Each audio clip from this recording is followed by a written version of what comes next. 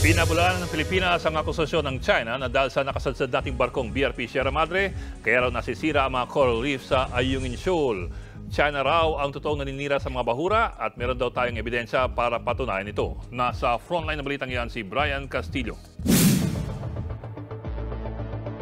Sa video na nilabas ng Chinese state media na Global Times, makikita ang umano'y malalaki, sira-sira at patay na corals sa ilang bahagi ng Ayungin Shoal. Natagpuan din daw na nakapulupot sa ilang bahura ang makahabang lambat na dahan-dahan umanong pumapatay sa mga ito. Sa ilang panglarawan, kita ang umano'y mga basura sa ilalim ng dagat. Kuha raw yan ng magsagawa kamakailan ng Marine Scientific Research, ang Chinese Ministry of Natural Resources sa Ayungin Shoal. Lumalabas umano na malaki ang ibinaba ng kalidad ng yamang dagat doon. Ang sinisisi nila ang nakasadsad na BRP Sierra Madre na military outpost ng Pilipinas sa West Philippine Sea. Tinabla naman ng Philippine Navy ang mga bagong akusasyon ng China. Anila, hindi Pilipinas ang naninira ng mga likas na yaman. We have to go back to history and check how they reclaimed their current bases in Mischief Reef, Johnson Reef, and the other reclaimed areas. They destroyed the environment. I don't want to dignify their statement. In the first place, history will tell us that they have destroyed the environment in the West Philippine Sea.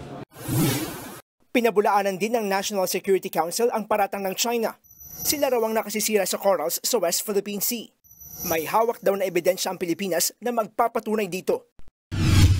Kinumpirma naman ng Armed Forces of the Philippines na nagsagawa ng medical evacuation para sa isa sa mga sundalong nakaposte sa BRP Sierra Madre. Sumama raw ang pakiramdam ng sundalo. Pero ayon sa isang source ng News 5, hinarang daw ng China Coast Guard ang medevac mission. Hindi nagbigay ng detalye ang Philippine Navy tungkol sa umano'y panghaharang. Pero ang importante raw ay nailikas ang sundalo. We look at it as a successful operation na evacuate natin ang tropa. Whatever happened at the tactical level, we leave it up to the Coast Guard. Nagbabalita mula sa frontline, Brian Castillo, News 5.